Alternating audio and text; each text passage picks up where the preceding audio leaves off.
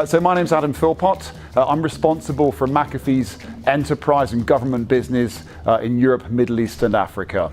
If we look at the threat landscape and look at what's going on in cybersecurity, there's really four things that are happening that we need to be aware of. The first is that organizations are digitizing. What does that mean? They're using technology as a way of reaching their customers or doing internal process in a better way. And as they digitize and they use different tools and devices, including IoT, Internet of Things, it opens them up to different risks. So there's a huge number of benefits, but a lot of risk that's associated with it as well. And so therefore, we need to help them manage those risks so they can pursue the benefits. The second thing that's happening is around complexity. As they digitize much more complex environments, but also the way that they secure themselves is very complex as well. And that's something we need to help them manage too, otherwise it's the enemy of cybersecurity. It's too difficult for them to manage those risks. The third thing is around the threats themselves. The threats are very, very sophisticated in some cases, but there's also a high volume of them, lots of threats. It's not necessarily targeted. It's about just finding easy way into organizations. And so helping companies do the basics, but also manage some of the more sophisticated threats is extremely important.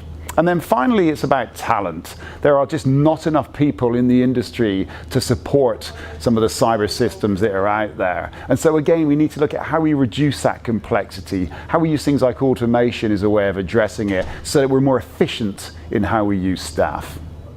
Well, so I think there's a couple of things that we can do. First and foremost, let's take an integrated view to cybersecurity. I talked about complexity. What you see a lot is lots and lots of individual tools, and they all look great in isolation. But when you add them together, the amount of skills you need, the lack of integration between them, such as sharing threat intelligence, the way that they don't integrate together in very isolated pillars of threat visibility, it just adds so much complexity that the complexity outweighs the benefits. It means we're not able to do things like automate and share intelligence. It means we're not able to make automated decisions, and therefore puts a lot more burden on the amount of talent and the cost of talent and the speed at which talent can operate in giving strong cyber outcomes. The second thing is what we call open here at McAfee. It's not just about having one vendor, it's looking at how you integrate multiple different parties, but also sharing threat intelligence, just as we do at a community level, sharing that at a systems level. So looking at being open so we can bring different parties together, but still achieve that integration so that we can automate some of those outcomes as well. So that's a huge part for us here at McAfee. We call it Together is Power, sharing threat intelligence in a community way, but doing so in a systems level. So as I said, threats are very sophisticated, and so there's a couple of things that we need to think about, and it's not all about technology. The first is build a culture of security in your organization. People are extremely important asset in defending yourselves.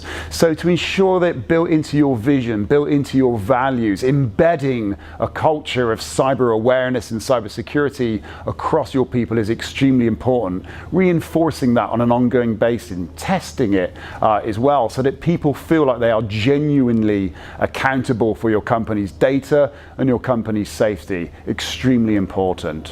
The second thing is really about taking an holistic approach to it as well. I talked about technology earlier. I've just spoken about people. The third pillar of that trinity is really around process. So let's think about people, process, and technology and bringing those things together in a meaningful, integrated way. And then the final thing I would say is govern it. There's no use in having a culture and having the systems around security if we're not looking at some key metrics on a regular basis at the right level, all the way from the boardroom down into the execution level of your organization too. Strong, simple, clear governance processes that are applied on an ongoing basis are extremely important. So my advice to policymakers is really take on those principles of interoperability and openness. They're fundamental to how we secure our organizations, our societies, and our clients. And so I think there's several ways that we can do this. If we buy into those principles, we can make sure that the European Cybersecurity Industrial Technology Research and Competence Center takes those on board as it delivers some of the funding that it's providing. I think when we look at the draft EU Cyber Certification Act, again, let's make sure that it's fundamental principles there. And then finally, is the new EU Commission comes into place, let's make sure there's consistent buy-in to some of those principles, because this is about long-term security, not just near-term.